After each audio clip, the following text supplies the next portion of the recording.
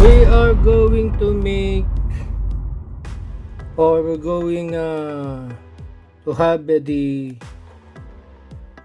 sine wave generator using FG-100 DDS function generator, so it can create a sine waveform. This is the power. Okay, 5 volts USB, 5 volts power here, and then we have this knob, amplitude of the wave. The out is a BNC type, bayonet nut coupler, and then we have the buttons: power, mode, cursor, plus minus, run, stop, filter, offset, on off button, offset, negative, positive, clockwise, counterclockwise. So let us power this using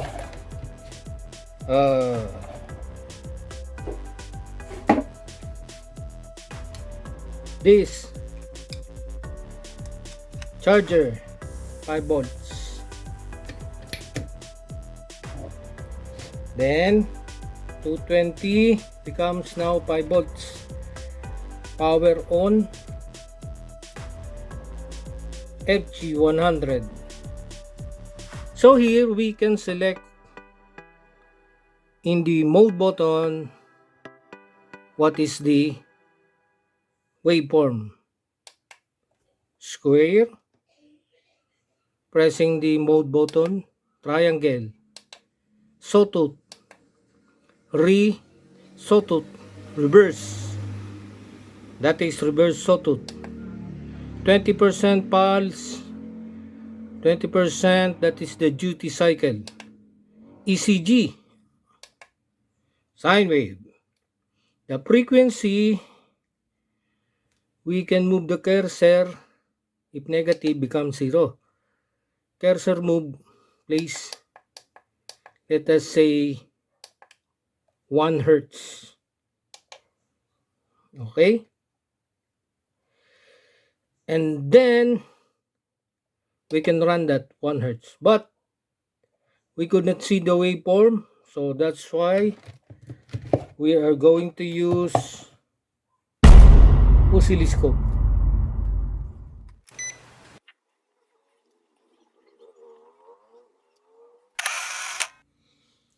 We can connect a cable here, that is the output of the sine wave, 1 hertz. So the frequency is 1 hertz, waveform is sine wave. Generated by this function generator, we need a cable to the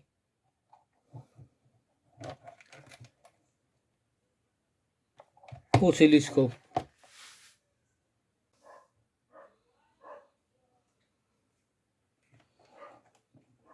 We now have the cable, BNC. The other end, BNC, we're going to connect to channel 1 of oscilloscope.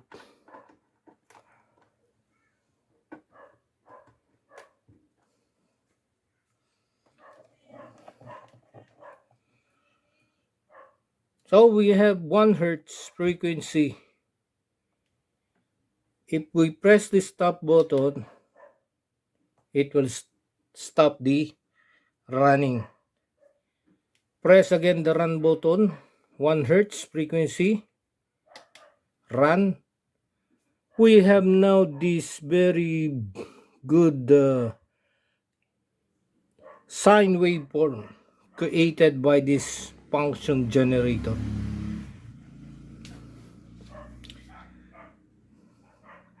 You can see here there is amplitude, AMP, amplitude. It means that is the height of the wave. So here we have the peak, peak to peak, peak, maximum peak, minimum peak, peak to peak. Since we are in the center, level 0 or the ground, here we have this DC offset. We can change the position of the waveform using DC offset, offsetting the voltage. Okay, let us run it again, pressing the offset.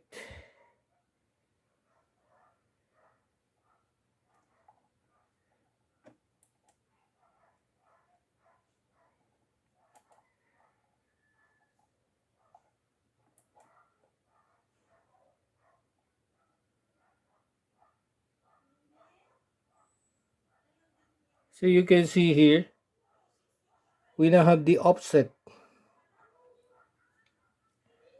by adjusting this potentiometer, this knob. So this is the offset. Before should be in the middle, now above the reference level, above. If we're going to offset it again below the reference, we can adjust the potentiometer. So now the waveform is below the reference level 0. So this is an offset.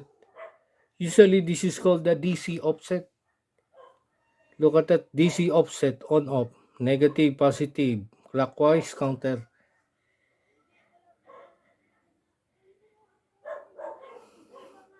So we can change the waveform, the position of the waveform. Again, in the middle. The amplitude, that is the peak voltage. We can change the amplitude by turning this knob. So that is now the new amplitude. Or we can increase the height of the waveform using this. We can measure the amplitude by using this cursor, XY, peak to peak. And in here, 1.05 second or 0.952 hertz.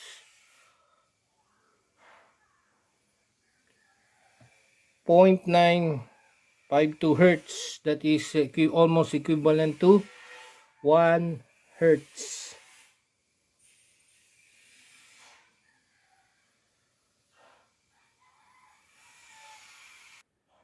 So this one is 1 cycle, 1 cycle, 1 hertz.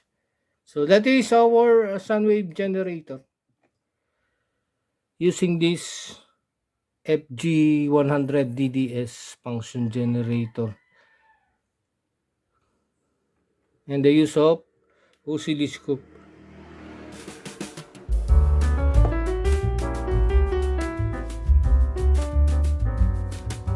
Now we have the sine wave.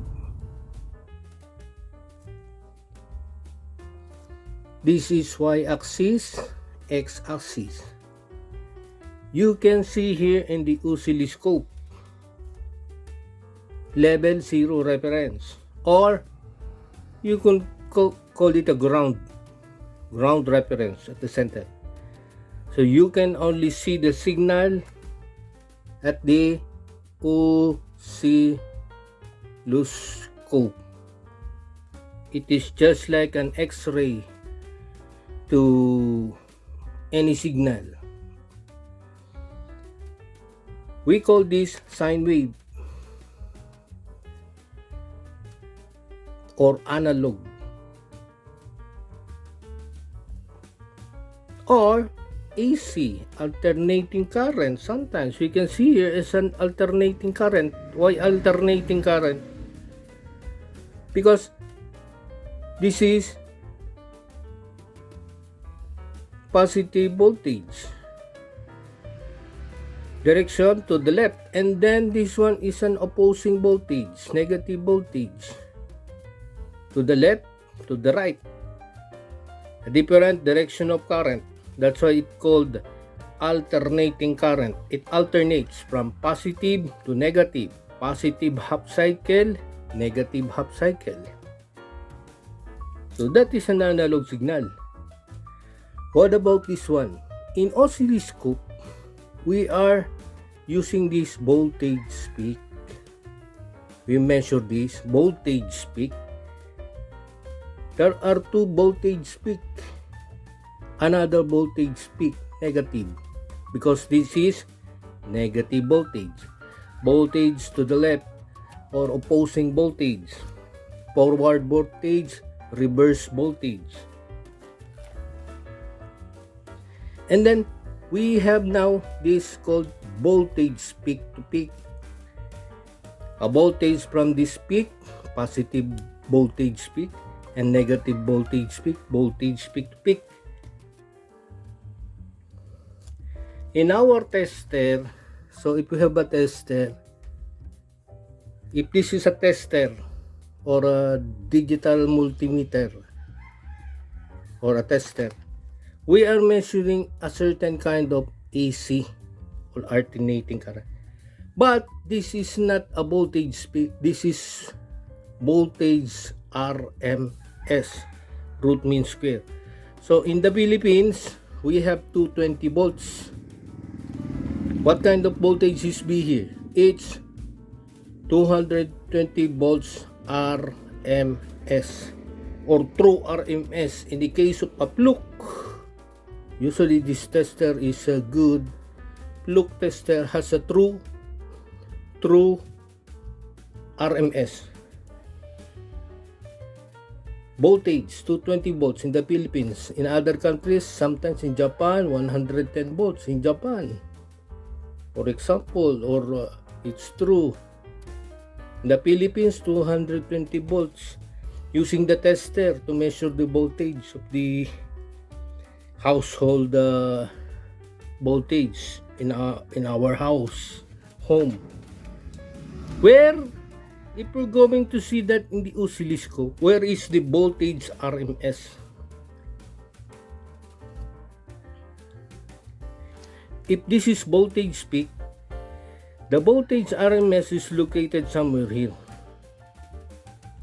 almost near to the peak, BRMS.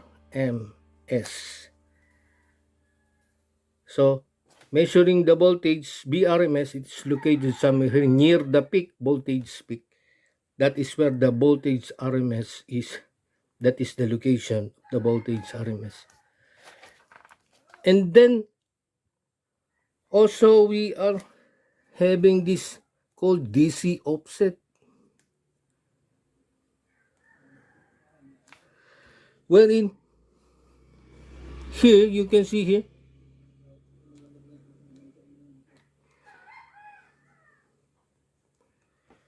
the voltage now is a positive voltage offset or a positive DC offset. It is due to the introduction of DC to the circuit. That is the D offset. Offsetting, this is still the original ground, just like this one. And then because of the introduction of DC to the circuit, it becomes, there is an offset somewhere here, DC offset. Because this line now is the, we call that, now this one is the offset, DC offset this line. or sometimes a level shifter. This is now the level from this original ground. Due to the introduction of DC offset, the wave now is floating or to the positive DC offset. So if this DC is, for example, 12 volts DC, because of the introduction of DC to the circuit, it floats, or there is an offset above the ground, or sometimes it's below the ground. It is usually happen in the amplifier. If this transistor, if this is the voice is an analog, and then this transistor amplifies the signal. It becomes a very big signal due to the amplification. Amplifier is this transistor serve as an amplifier. See that? Voice of the human, or our voice, is analog, and because of the biasing of the transistor, there is an introduction of DC offset in the circuit. For example, if the transistor or the power of the transistor is 5 volts, so the DC offset is 5 volts, the analog now is floating above the ground. So that is the basic idea of this DC offset. Usually in amplifier, the human voice is analog. Once it passes to the transistor that amplifies the signal, and due to the biasing, introduction of this bias or the power of the transistor, it will now offsetting the analog voltage. It will go upward due to the offset of 5 volts. That is the power of the transistor, or the biasing to turn on this transistor. Introduction of DC to AC, or we can call that the offset. That is the reason there is an DC offset. In our case, we have this knob that can able to vary the offset. Could be below or above the ground. So here, this, where is the DC offset here? It is equal to 0 volts, which is equal to the ground. So you can see here, 0, ground is the same. DC offset, the DC is in the level reference, or this in the ground. While introduction of DC to the circuit, usually in amplifier, it will just like floating above the, it will now float, or above the ground. That is the that is the idea of this DC offset. Okay, and now this hertz. What is hertz? Cycle per second. If this is the waveform from this up to this, it is called 1 cycle. And then when we're measuring the time, so you can see that this the graphical representation of the wave voltage over a period of time. It is in the oscilloscope. Changing voltage over a period of time, or instantaneous. 1 cycle is from this point 0 to up to this point. 1 cycle of the wave, positive to negative. And then what is the time here? We call that we call that period, or 1 cycle. The time here, for example, this is in terms of a second. So 1 cycle per second, it is called hertz. That's why we have this term hertz. Over a period of 1 cycle and a 1 second, it is called hertz. That is the idea of hertz.